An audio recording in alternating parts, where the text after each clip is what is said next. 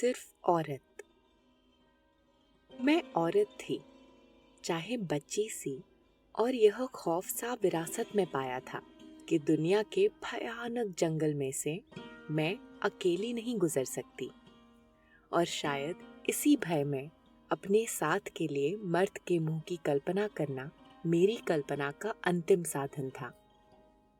पर इस मर्द शब्द के मेरे अर्थ कहीं भी पढ़े, सुने या पहचाने हुए अर्थ नहीं थे।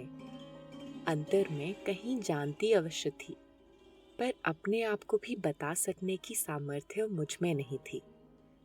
केवल एक विश्वास सा था कि देखूंगी तो पहचान लूंगी। पर दूर मीलों तक कहीं भी कुछ दिखाई नहीं देता था। और इस प्रकार वर्षों के कोई 38 मील गुजर गए।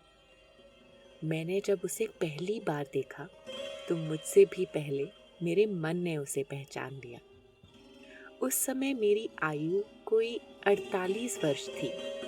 यह कल्पना इतने वर्ष जीवित रही और इसके अर्थ भी जीवित रहे, इस पर चकित हो सकती हूँ, पर हूँ नहीं, क्योंकि जान लिया है कि यह मेरे मैं की परिभाषा थी भी और है भी।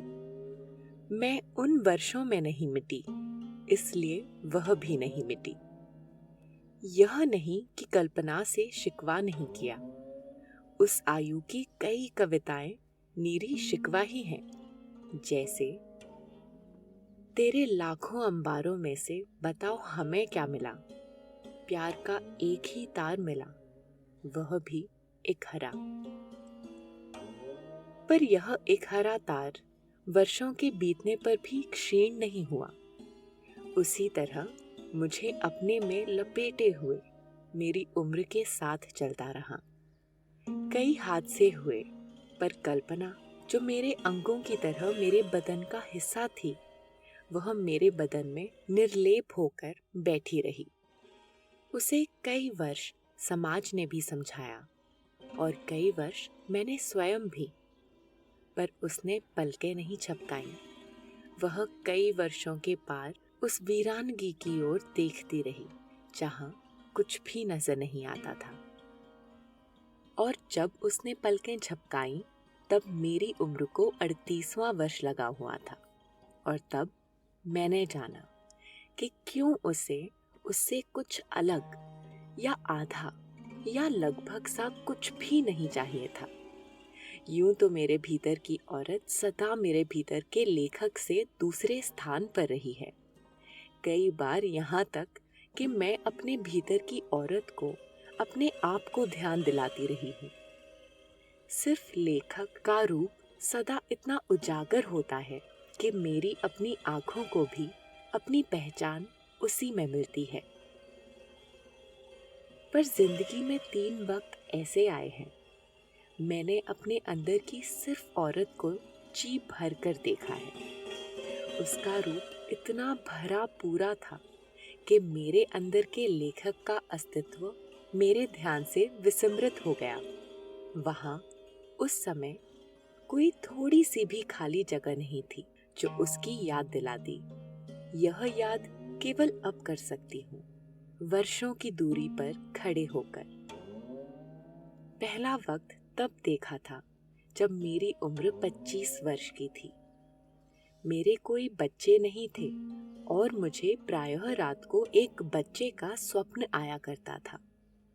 एक छोटा सा चेहरा, बड़े तराशे हुए नक्श, सीधा टुकुर टुकुर मेरी ओर देखता हुआ। और कई बार यही स्वप्न देखने के कारण मुझे उस बच्चे के चेहरे की पक्की पहचान हो गई थी। स्वप्न में वह मुझसे बात भी करता था, रोज एक ही बात, और मुझे उसकी आवाज की पूरी पहचान हो गई थी। स्वप्न में मैं पौधों में पानी दे रही होती थी और अचानक एक गमले में फूल खिलने की जगह एक बच्चे का चेहरा खिल उठता था। मैं चौंक कर पूछती थी, तू कहाँ था? मैं तुझे ढूंढती रही। और वह चेहरा हंस पड़ता था। मैं यहीं था, छिपा हुआ था, और मैं जल्दी से गमले में से बच्चे को उठा लेती थी। जब मैं जाग जाती थी, मैं वैसी की वैसी ही होती थी, सूनी, वीरान और अकेली। एक सिर्फ औरत जो अगर माँ नहीं बन सकती थी तो जीना नहीं चाहती थी। और जब मैंने अपनी कोख से आए बच्चे को देख लिया तो मेरे भीतर की निरोल औरत उसे देखती रह गई।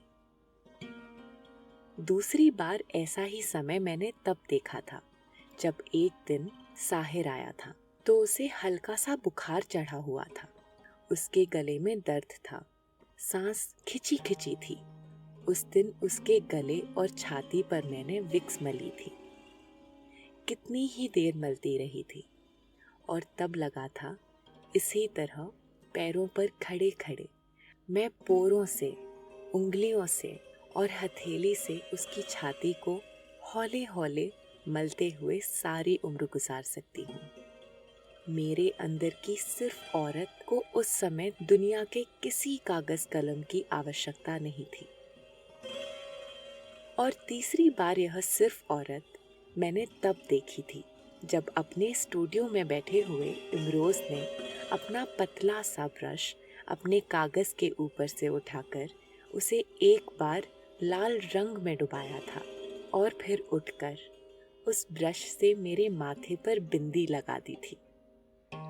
मेरे भीतर की इस सिर्फ औरत की सिर्फ लेखक से कोई अदावत नहीं। उसने आप ही उसके पीछे उसकी ओट में खड़े होना स्वीकार कर लिया है, अपने बदन को उसकी आंखों से चुराते हुए और शायद अपनी आंखों से भी। और जब तक 3 बार उसने अगली जगह पर आना चाहा था, मेरे भीतर के सिर्फ लेखक ने पीछे हटकर उसके लिए जगह खाली कर दी थी।